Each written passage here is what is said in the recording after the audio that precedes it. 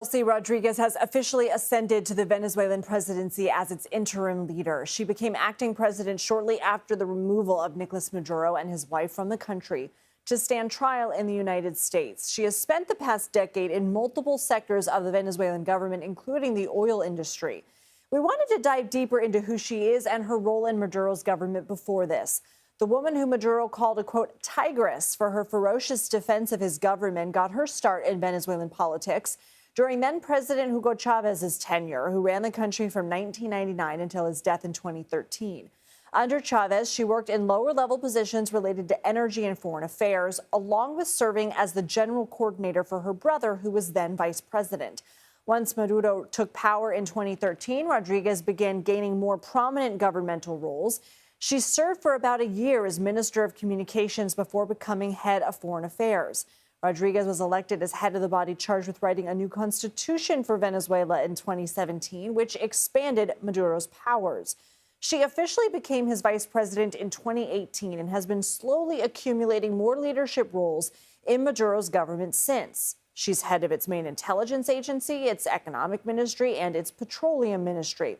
Despite her and her brother's prominent roles in Venezuelan politics, she's never been charged with a crime in the United States.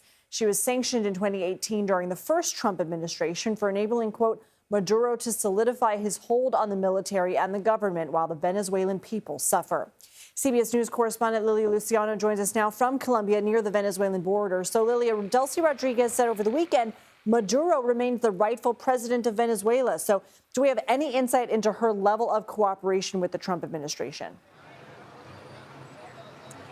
Well, what we know right now, Lindsay, is what we have heard from her and from the Trump administration. And I think both are speaking to more than one audience at the same time. In terms of Delcy Rodriguez, she needs, and her biggest goal right now is to maintain stability and order in Venezuela.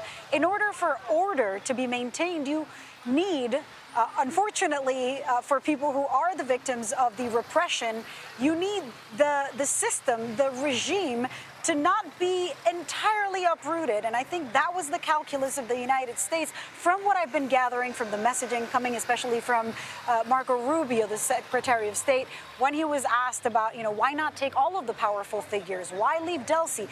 Look, the goal here, if the long-term goal is economic prosperity, and if the long-term goal is democracy within a system that is orderly, I'm hearing from a lot of people who are giving the Trump administration the benefit of the doubt in terms of keeping Delcy in place. The problem is Delcy is not the only greatly powerful figure in that government, and there are people who are at higher risk, who have a higher bounty on their heads from the U.S.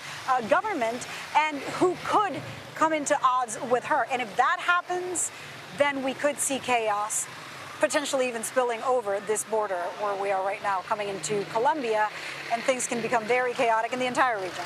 I have to agree with you on this, but the White House has so far refused to recognize Venezuela's main opposition leader, Maria Corina Machado, who just won the Nobel Peace Prize. Do we know why? Look, I've been talking to people very close to Machado, and I've been talking to Machado, for now years. Machado is somebody who is very wise and strategic in her messaging, and I haven't spoken to her since Maduro was captured, but her messaging and that of the opposition is calling for patience. They are still optimistic. They're still hopeful. They're trusting that in the future there is going to be a democratic process, whether that means an election, which I doubt that they're favoring now because they consider the last election a legitimate one, just not the results that Maduro claimed, or potentially a new one. But I think that they are urging patience to people who support the opposition and saying, potentially, they understand what the Trump administration is doing in keeping the folks in power there for a little bit longer. Lilia Luciano, thank you so much.